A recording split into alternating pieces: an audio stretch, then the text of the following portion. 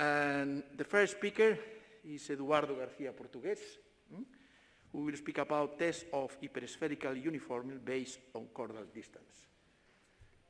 As you like, Eduardo. Okay. This is work. Okay. So thank you very much for being here. Thank you, Vences, for this introduction and this invitation and this organization of this nice session. So I'm going to talk about test of hyperspherical uniformity based on chordal distances. So that means test for uniformity on the circumference, sphere, and more generally hypersphere. So I'd like to start with two data motivations on why this problem is somehow interesting. So the first possible data motivation is the Oort's cloud. So the Oort's cloud is an astronomical model in which we have not collected evidence so far about its existence, but it roughly postulates the existence of a spherical cloud of asteroids that surrounds the solar system. So this is like really far away in the outskirts of the solar system. Indeed, it is so far away that the Voyager 1 will take 300 years to arrive to the beginning of this cloud. And it's a useful model because it explains why we observe orbits of long-period comets essentially coming from everywhere, coming from random directions with random orientations, presumably without any kind of orientation, for example, clustered around the ecliptic plane, where all the planets live. So that's why this model is somehow useful for explaining that set of observations. And this has already been studied in Yupon co-authors and also Cuesta Alberto co-authors, who is here in the public. And testing for the uniformity of these locations, which indeed can be translated into to the sphere by investigating the direction of the normals to the planes that contain these orbits, can yield insights on whether the Oort's cloud is actually something uniformly distributed or is something that has some kind of directionality, of whether this model has some plausibility given the data that we have at hand. So that's one motivation for checking uniformity, in this case for astronomical data. Another kind of motivation comes from a microscopic scale. So before we had a motivation from a macroscopic scale, now we have one for very small things, for pollen grains. So pollen grains have been studied, actually more than 80 years ago, and was deeply studied by TAMS. The configuration of the holes of these pollen grains and also the spokes, because they are very uniformly distributed over the sphere that could represent the pollen grain. Indeed, this is related with something else, which is an instance, better said, of a mathematical problem known as the Smale's seventh problem. And for those of you that are interested in this, I recommend you to check this review that appeared recently on how to optimally allocate points on the sphere with roughly uniformly distribution between those points. So in this case, we can test for uniformity of the locations of the points against hyperuniformity. So against a uniformity that is more uniform than just random uniformity. I say that there is some deterministic uniformity in optimally allocating the position of the point. So the previous problem is testing uniformity against non-uniformity, let's say on a right-hand side test, and this one is for a left tail test. And why is this interesting? Well, because this example has been quoted a lot on an instance of the Smale 7 problem appearing in Nature, but so far I haven't seen any statistical evidence justifying that indeed the location of these points is hyper-uniformly distributed and not just, it couldn't be just regarded as something placed at random. Okay, so that's the second motivation. I hope with these two motivations I made the case for complex data. Therefore I justify in this session. Okay, so how to test uniformity, how to formally address this problem. Well, essentially, we are dealing here with a simple null hypothesis in which the distribution is completely specified. It's a simple one. We don't have to estimate anything. And essentially, we just want to test whether our distribution of a random sample of IID data equals that uniform distribution on the hypersphere in general. This is probably one of the simplest questions that you can think of if you are given a sample of points on the sphere. Well, is this sample uniformly distributed or not? Well, if it is, then that's the end of the story. Basically, you don't do any further modeling. Very interestingly, is also an auxiliary tool for at least 3 testing problems. For checking spherically symmetric distributions on the Euclidean domain, so you can project the distribution on the Euclidean domain to the sphere, and then for checking for spherically symmetric distribution, that property is going to be satisfied if, or only if, the projection is uniformly distributed on the sphere. Checking as well for rotational symmetry, for example, that a distribution of points on the sphere is invariant if you rotate it from an axis, for example, from the south to the north. That problem can be reduced as well to testing for uniformity. And more recently, and I think the most interesting one, is for checking goodness of fits as well, both in the circumference, that's like a really simple application for the probability integral transform, but also on the hypersphere, which has been put forward recently by Jupp and co-authors with a mapping on how to translate a distribution on the sphere, arbitrary distribution on the sphere, into something that is uniform, and therefore checking for uniformity is the same thing as checking for the goodness of fit of the original distribution with an almost canonical transformation. Okay, so what are the approaches for doing this problem? Essentially, there are 3 main ones. Well, there are several, or many of them, but 3 lines that could separate them are the ones based on non-parametric test versus parametric test, or omnibus test versus tests that are specific for some kinds of alternatives, or tests that are fixed for some dimension. For example, for the circle of the sphere, there is a lot of literature on those specific supports versus something that is a little bit more general and is general for arbitrary dimension. Right? So I'm going to be biased towards the first divisions here, so non-parametric tests that are omnibus and that are valid for arbitrary dimensions. What are some existing tests of uniformity so far? Perhaps the simplest one is the Rayleigh test of uniformity. So if we have data on the sphere, well, the Rayleigh test is only going to look to the center of gravity of that sample. So it's going to take the sample size, it's going to take the sample mean, x bar, it's going to compute its norm, and therefore it's going to reject if the norm is larger than 0, is significantly larger than 0. That will indicate, for example, that there is some clustered data towards the north, so therefore the sample mean is attracted to the north. And well, the asymptotic distribution is really simple. It's an immediate application of the central limit theorem.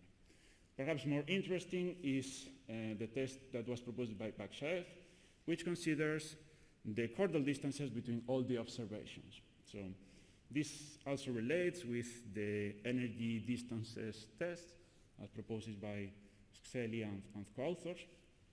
And though in this case there is an older connection because statistic 2 is actually related with Sobolev's test, which dates back to 1975, and also with to the work of Beran in 1979. So there's a family of tests of uniformity on the hypersphere, which well, essentially are U statistics. No? Bakshaev test and Rayleigh and Piquet could be thought as belonging to that class. But anyway, what it does is to consider the arithmetic mean of the chordal distances, and it's going to reject if the test statistic is large enough. We have some explicit forms and some asymptotic distributions in the simplest cases, let's say, Q1 and 2, the circumference and the sphere. And then the test by Piquet is essentially the geometric counterpart, the geometric mean counterpart to the test statistic 2. So instead of considering an arithmetic mean for the second term, which is the relevant one, it considers a geometric mean. And the same thing, it has asymptotic distributions that are known for dimension 1 and 2. Very well. So what are we going to do here is to propose a family of tests that is based on these chordal distances, which can be thought as extrinsic distances because they don't follow the spheres. They cut through. That's an interesting point that I will come back to. So based on chordal distances, and then based on powers S, with S ranging from 0 to plus infinity. So that's the definition of the test statistics, and then we see what we can do with that definition. So immediately we have nice connections. Of course, when S is equal to 1, we have the backshaft test. When S is equal to 2, this is, well, it's not so immediate, but this is the same thing as the Rayleigh test. And when the limit of S goes to 0, then there, and if we allow for a proper rescaling, we have the Piquet test, no? The geometric mean test. All this family of statistics is tractable. I mean, you can compute the test statistic without doing complicated integrals, and that can be shown analytically. And indeed, that is basically thanks to this result, which also holds for negative powers, and that's a possible extension, though in that situation the asymptotic distributions become a little bit trickier. The point I wanted to make with respect to extrinsic distances is that if you say, okay, well, I want to respect the geometry of the sphere, I want to consider distances among the spheres through the geodesics, which are simple objects on the sphere and they can be worked out. Well, it turns out that for S equal to 1, which is the simple situation, you build a test that is not omnibus. And that is the test based on, well, it was already proposed by Agné a long time ago.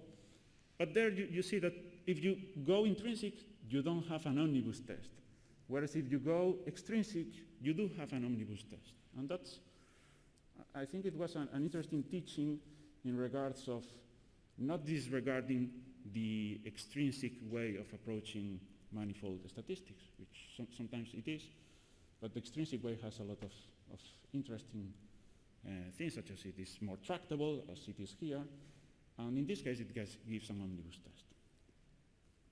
Okay. So this is perhaps one of the main results of the work. It states the asymptotic distributions of the test statistic under the null hypothesis. This holds for any dimension Q and for any power S. Essentially, we just need to compute some weights, and what is important is to recall the final form of the asymptotic distribution is a weighted sum of chi-squares with some degrees of freedom and some weights. No? The degrees of freedoms are perfectly known, are simple to compute, and also the weights. So the weights, that they depend on solving an eigenvalue problem, and in this regard it appears the family of Gegenbauer polynomials, because those are the polynomials that are orthogonal in the hypersphere, and they are precisely orthogonal with respect to a certain weight. So that's like precisely the right tool for addressing this problem. And thanks to that, one can compute those coefficients that are Gegenbauer coefficients and end up with something that is, again, the interesting thing about this result is that it's perfectly computable. One can implement this in the computer and get asymptotic p-values without requiring to do Monte Carlo on that. And what happens, this is excluding 0, what happens when the limit S of S goes to 0. In that case, the asymptotic distribution is slightly more complicated. It appears some recentering and some bias term, but it can be dealt, but separately from this result. Some other teaching that is interesting from this result is that powers within the interval 0, 2 give omnibus test in the sense that all the weights are strictly positive. If, for example, you take S equal to 2, that's the Rayleigh test, which is well known to be non-omnibus. It can be full, for example, if you put data on the north and on the south, then the sample mean is 0, and then it believes that there is a uniform distribution where it is not. In that case, the W's are 0 for the even ones. For the even ones, for the even k, they are equal to 0. And then when you go farther, for example, if you take a test with powers of 4, then in that case you will see here W's that are also negative. So then you lose this property of being strictly positive for larger than 0. Sorry, for this int. Okay, and the second main result is the power under the local alternative. So we have a sequence of alternatives that is expressed by mixing the uniform distribution with an alternative to that uniform distribution. So that's the uniform distribution part. It depends on a weight that decays with n. That increases with n. So essentially, in the limit, it will become the uniform distribution. So it becomes harder and harder to detect as n grows, but you have, on the other hand, more and more information. So things are perfectly balanced so that the power of your test statistic is strictly between the nominal level and 1. So you can consider that those kinds of local alternatives, whereas the alternative is expressed by some orthogonal expansion on hyperspherical and spherical harmonicas. And what is going on there is that you have these G's, which is an explicit form of this spherical harmonic, so that's a nice thing. It can be computed, it can be constructed explicitly. For the case Q equal 2, the sphere is really easy to do that, and there is a lot of work on that. For higher dimension, it's slightly more convoluted, but it can be done. And the H's here represent essentially just the projections, the coefficients on those basis elements. And that in that situation, what we have is essentially this similar asymptotic distribution as the one that we have before, but now we have a shifting on each of these chi-squares that appear on the sum. And this shifting is through the norm of these projections on this orthogonal expansion. And something I forgot to mention is that these infinite sums, I mean, they look ugly and intimidating at first glance, but they can be dealt with that in practice. So there are explicit methods there are exact methods for computing p-values and getting quantiles and the densities of these random variables. And you can also play approximation tricks like matching it with a gamma that tends to work quite well in practice. So one can definitely work with that. Another interesting here is that all these H's, all these projections on these spherical harmonics can be explicitly computed. The formula is a little bit long, but well, you have to trust me here that this can be explicitly computed. For example, for famous distributions such as the von Mises-Fisher distribution or Cauchy distributions defined on the sphere, and also mixtures of them. So we really have a rich set of scenarios to perform benchmarks of the test for different powers, which is what is done in the next slide. So we have powers for, here is the von Mises distribution, here is the Cauchy distribution, here is an angular Gaussian distribution, which is antipodal, so that means that it's symmetric with respect to the zero.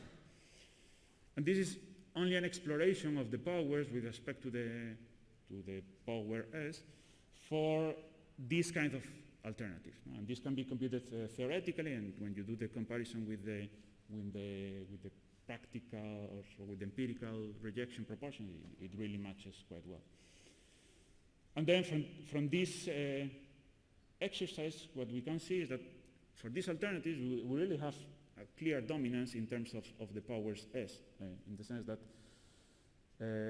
S close to 2, well, gives tests that are less powerful than S close to 0. And this really, this situation is persistent for different scenarios. That's one of the main conclusions, but also that the powers are really similar when the deviation is not so far away. So this distinction on the S is not so relevant when we have a small deviation. By the way, here the x-axis is measuring concentration on the alternative, and well, this can be put in a common scale for all these distributions. Okay, just to summarize what was the state of the art before, we have the Rayleigh test, Bakhachev, and Piquet. Bakhachev more or less tractability and no asymptotic distribution. So this is the dimension I was interested in. This is for the circumferences, this is for the sphere, and this is for the hypersphere, whereas Bakhachev and Pickel lacked extensions to higher dimensions. I put this approximately here because the asymptotic distribution was a chi-square, but the weights were not really in closed form. Anyway, so what we are doing now is to extend these rows, the generality of these rows, and also fill in the gaps within those test statistics and going further. Okay, and coming back to the Ort's cloth. So what I did was to test the uniformity of the normals of the vectors associated to long period comets. So those are comets with more than 200 years in its period for coming back to the Earth or to the Sun, and so that we can see it again. Well, the data comes from the NASA with updated records, and well, I did the test for a grid of S, a continuum of S's, and I got a rejection of uniformity of the 5% significant level. So here in the plot, you can see that this is the curve of the p-values, which is strictly below 0, or the 5% rejection threshold. When you go past 2, it's a wild world, because there you don't have omnibus tests, you really don't know what is going to be with that test. So I just chose to remain on the 0-2 interval, which I have a clear control on that. What is the rejection cause of this? It's really the Ort's cloth non-uniform. Well, at least with current records, that could be one explanation, but other very plausible explanation as well is that there is a clear observational bias on the data. So, or better said, there is a clear observational bias that it could be influencing this rejection threshold, in the sense that astronomers, when they look for finding comets, they tend to look to highest populated regions with comets, because there is where they have the maximum chances of finding a comet. So that's what they want to report at the end of the day. So the ecliptic plane is overrepresented. We go to the pollen grains, and we want to test now the hyperuniformity. So now the rejection changes, and we want to reject for the left tail of the test. And then we have, data coming from 3D polling scans that I process it semi-automatically. With this, I want to mean that I have to run a procedure for putting these red dots that you saw at the beginning in precisely the spokes of the pollen grains. And at the end of the day, you have, well, this is the distribution on the sphere. It's really uniform, as one would expect. And I did the test now adapted for checking against hyperuniformity, and I got null p-values, essentially. So there is strong evidence that this is indeed hyperuniform. So this might not be a massive discovery, but in some sense it adds statistical evidence to that problem. And there is significant evidence of an optimal arrangement. That's what we can conclude. And this was my last slide. So I'm going to conclude here, and very much welcome questions. Thanks. Okay, thank you.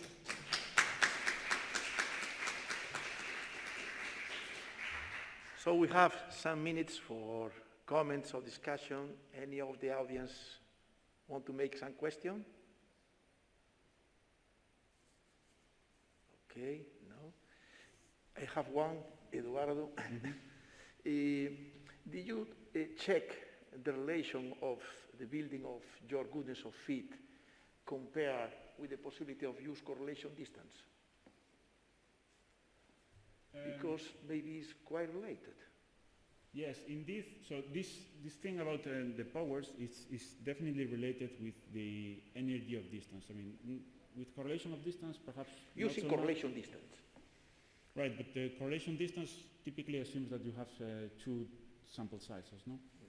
Two samples, and then you build a correlation between them, so it's more like for testing independence. But with this approach by Sekeli and co-authors on energy distance goodness of fit test, I did compare that. So indeed, this can be phrased as one of those tests, as one of the energy tests, because it's indeed based on this chordal distances, right? Which is quite fundamental for their construction.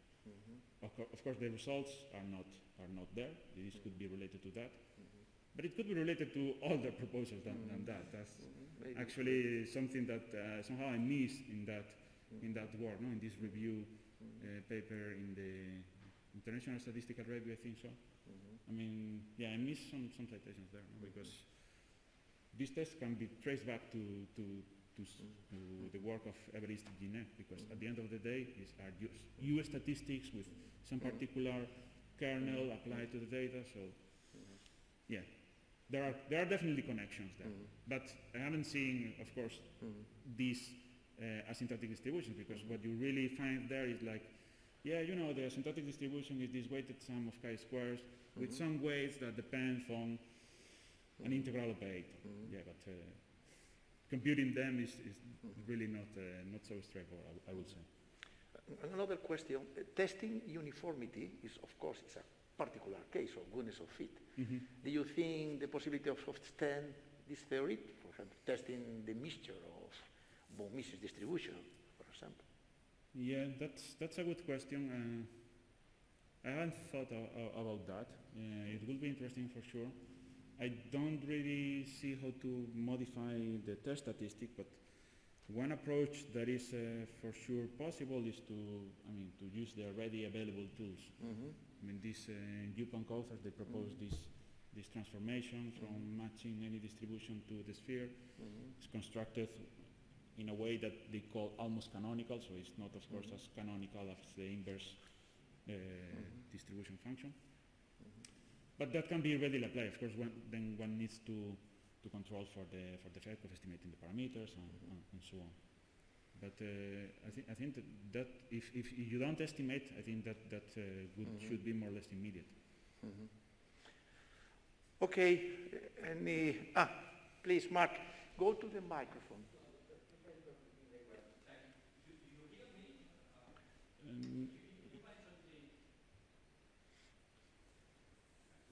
You mentioned the application to the problem of testing for rotational symmetry about a specified axis. What about an unspecified axis? And does this provide ideas for an estimation of the possible axis for rotational symmetry? Yes, for rotational symmetry about a specified axis, indeed. So in the work that is cited here, we covered both cases, both specified and unspecified axes through test of uniformity, and those were like really specific tests of uniformity that we could control. Specifically, it was a Rayleigh test and Bingham test. And there we proved that there was no effect for the Bingham test, if I remember correctly, of estimating this theta. But for the Rayleigh test, there was an effect that we had to control. So that is to say that in general, I think the situation will vary quite a lot. And in some situations, there will be an effect by that prior estimation, and in other situations, it will be negligible. Yeah, but which type of this provides also implicitly an estimation for the axis. And which type of estimator does that produce? Is it the Fréchet mean or is it something new? Or? Yes, that's a good question actually. So if you work for if you work for the problem of testing rotational symmetry, and then you work with the signs, no, and then you do the uniformity test on the signs, then you could try to minimize that statistic, and that will give you a theta hat for that minimization of the test statistic that maximize uniformity. What will that be? It will be an extrinsic. I guess if S is equal to 1, it will be somehow related with the spherical mean. For powers of S that are different from 1, I don't really have the intuition right now on what would that be. But it will be like S power variance of the spherical mean.